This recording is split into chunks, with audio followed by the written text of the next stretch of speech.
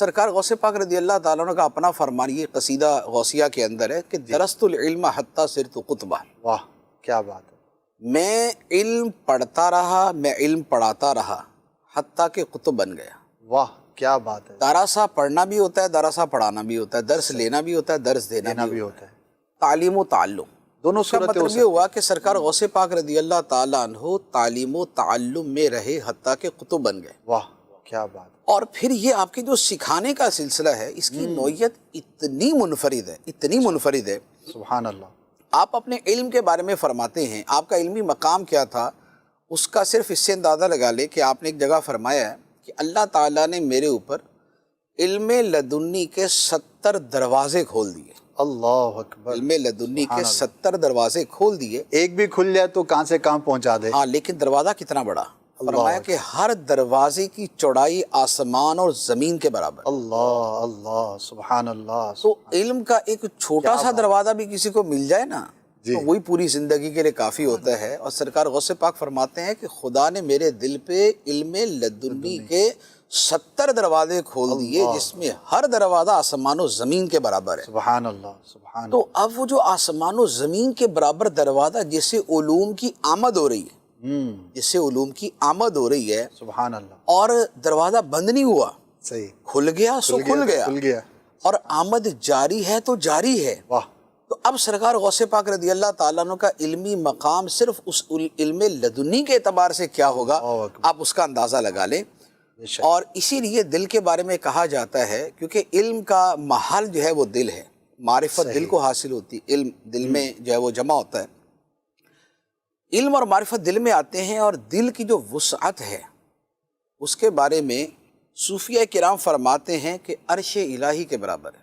اللہ، دل کی وسعت عرش الہی کے برابر، اچھا، یعنی کہ جنرلی، جنرلی، اور یعنی کہ اس میں پھر جس کا مقام جتنا بلند جیسا ہوگا۔ مقام۔ اچھا، اس میں کیا ہوتا ہے کہ میں نے ایک نقشبندی بزرگ ہیں علی رحمہ، ان کا میں نے ایک قول پڑھا، انہوں نے فرمایا کہ 7 آسمان اور 7 زمینیں اور عرش و کرسی، جی، یہ میرے دل کے اندر کسی کونے میں ایسے پڑے ہوئے ہیں کہ جیسے صحرا کے اندر کوئی انگوٹھی پڑی ہوئی۔ اللہ اللہ، اتنی وسعت، خدا نے دل کو ایسا بنایا ہے، دل کی جو کائنات ہے نا، سبحان اللہ، اس کی تو انتہا نہیں ہے، ہم اس کو پوری طرح جانتے اور سمجھتے بھی نہیں ہیں۔ سمجھتے نہیں، اس پہ پورا سلسلہ کرنا پڑے گا، یہ دل کے عجائبات، یہ پوری دنیا ہے۔ ماشاءاللہ۔ تو اب سرکار غوث پاک رضی اللہ تعالیٰ عنہ کے قلب اطہر پر علم کے 70 دروازے کھلے، اور ہر دروازہ آسمان و زمین کے برابر، اور ہر دروازے سے علوم کے دریا امڑتے آ رہے، بہتے آ رہے ہیں۔ تو آپ کا مقام و مرتبہ کیا ہوگا؟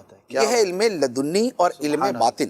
سبحان اللہ، اس میں علم ظاہر بھی شامل ہوگا، صحیح، لیکن علم لدنی علم باطن کی طرف آپ زیادہ سمجھ۔ صحیح۔ اب جو علم ظاہر ہے، جو تفسیر ہے، فقہ ہے، حدیث ہے، اور تصوف کا جو ظاہری علم ہے، یہ سارا اگر شامل کرے، اسی میں صرف و نحو بھی آ جاتا ہے۔ صحیح، تمام علوم۔ اس کا عالم یہ ہے کہ سرکار غوث پاک رضی اللہ تعالیٰ عنہ کے زمانے میں ایک نحوی تھے، اور بہت بڑے نحوی تھے، یعنی کہ اپنے زمانے کے منفرد اور ممتاز نحوی۔ صحیح، علم نحو عربی گرامر۔ بے شک۔ تو ایک مرتبہ وہ سرکار غوث پاک کی بارگاہ میں نہیں آتے تھے، آپ کے جلسے کے اندر جس میں آپ بیان فرماتے تھے نا، اس میں نہیں آتے تھے، وہ کہتے یار کیا کرنا جا کے۔ اچھا، تو ایک مرتبہ ایسے دل میں آیا کہ چلو یار چلے ہی جاتے ہیں، آ گئے۔ صحیح، اب جب آ کے تقریر سنی نا، تو تقریر سن کے کہنے لگے افسوس یار آج کا دن تو ضائع ہو گیا، معاذ اللہ، آج کا دن تو ضائع ہو گیا۔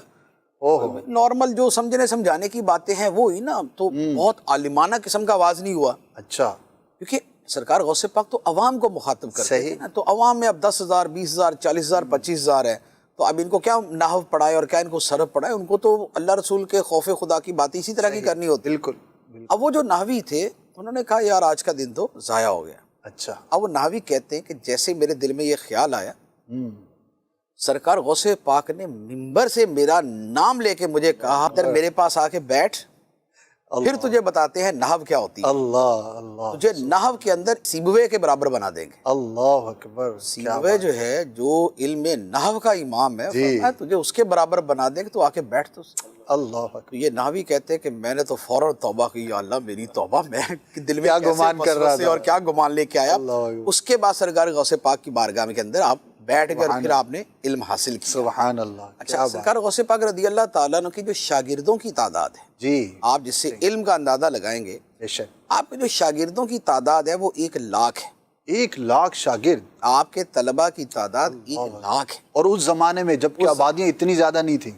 اور ہر سال تقریباً جب آپ یعنی کہ 40-50 سال تو اس میں ایک عبادت ریاضت اور اس میں گزرے تھے نا, اس کے بعد جب آپ اپنا منبر تدریس پر فائز ہوئے, جی تقریباً ہر سال 3,000 افراد فارغ التحصیل ہوتے تھے. 3,000 طلباء اوسطاً ہر سال فارغ ہوتے تھے, جس میں محدثین کی کیٹیگری جدا تھی, فقہا کی جدا تھی, واہ بقیہ علوم والوں کی جدا ہوا کرتی تھی. واہ کیا اور آپ کی یہ تدریس جو ہے یہ کب تک جاری رہی کہ آپ کی, اچھا آپ کا مدرسہ قادریہ ہوا کرتا تھا. اچھا مدرسہ تھا باقاعدہ. آپ کا مدرسہ قادریہ باقاعدہ, یعنی کہ اتنی بڑی تعداد آخر جہاں پڑھتی تھی وہ مدرسہ ہی ہو سکتا ہے نا. صحیح بالکل. پھر خود آپ بھی مدرسے میں پڑھے ہوئے تھے. صحیح.